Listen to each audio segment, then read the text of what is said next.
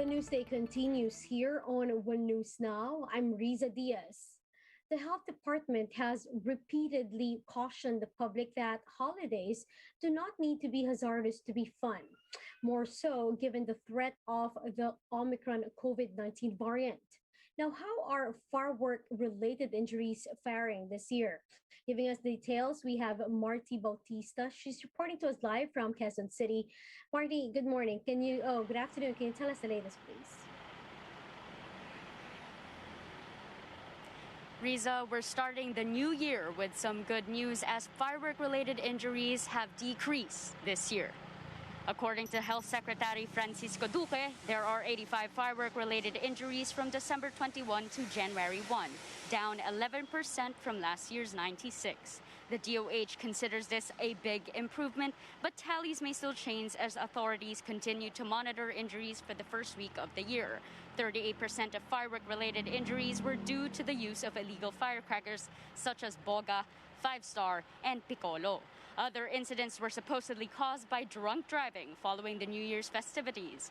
Meanwhile, Duque conducted hospital preparedness and response rounds at the East Avenue Medical Center this morning. He was joined by other officials from the DOH, Philippine National Police, and Bureau of Fire Protection. This is part of the Health Department's Ligtas Christmas sa Healthy Pilipinas campaign aimed to promote safer alternatives for holiday revelries. The agency stressed that Filipino families can celebrate the holidays without having to spend additional costs for medical treatment due to unfortunate accidents.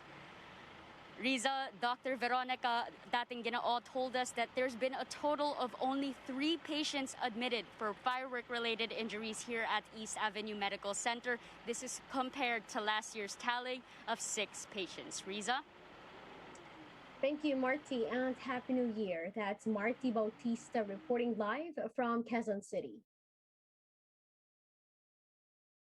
Now, residents in Tondo, Manila openly disregarded health protocols and warnings against usage of firecrackers as they celebrate the new year. Gary De Leon has the report. Pandemic who?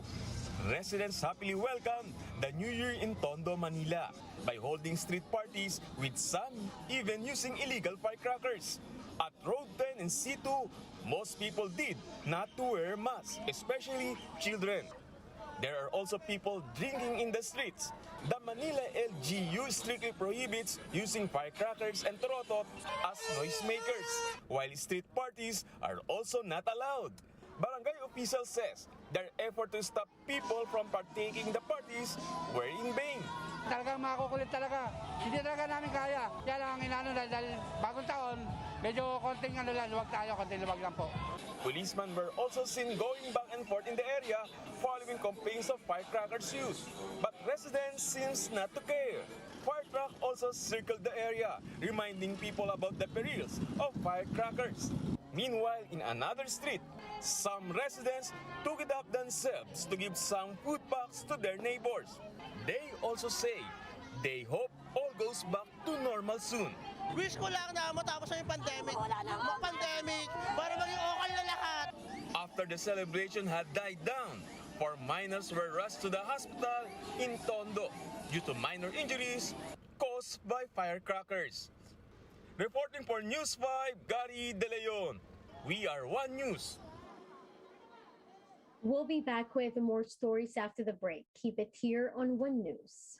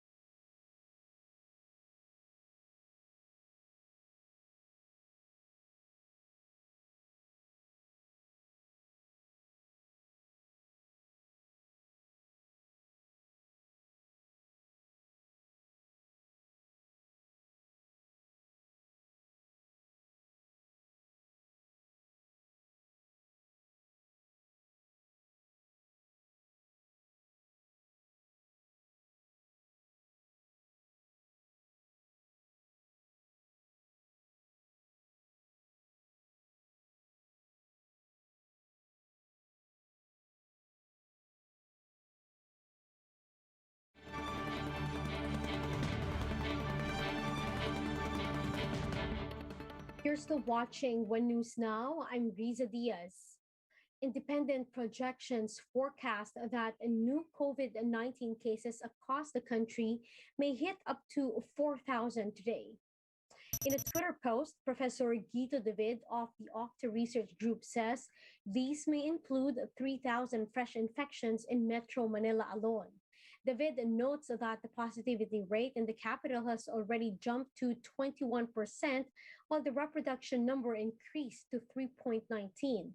Many experts believe that the spike in COVID 19 cases may be a combination of both the holiday surge and the spread of the Omicron variant. Let's now take a quick look at today's other top stories. The government will place Metro Manila under COVID-19 Alert Level 3 from January 3 to 15. This came after the Health Department detected 3 local cases of the Omicron variant. Recall that the entire Philippines was earlier said to remain under Alert Level 2 for the time being. The death toll from Typhoon Odette in Visayas and Mindanao has climbed to 405, according to the NDRRMC. The agency says this includes those who drowned and were hit by falling trees, among others. Meanwhile, those still missing and injured after the typhoon's onslaught sit at 82 and over 1,100 respectively. And President Rodrigo Duterte vetoed a few items in the 2022 national budget before signing it on Thursday. The Budget Department notes, however, that these have no significant impact in the overall operations this year. The government has allotted over 5 trillion pesos for the 2022, around 107 billion of which is for COVID-19 response. Now, for more updates, visit News 5, the Philippine Star, and Business World Online. Visit our website, onenews.ph, for more in-depth analysis. You can also catch One News on Signal Play app. Register for a free account now at www.signalplay.com and stream One News live anytime, anywhere. I'm Riza Diaz. Mask on, wash hands, and stay safe, Philippines. We are One News.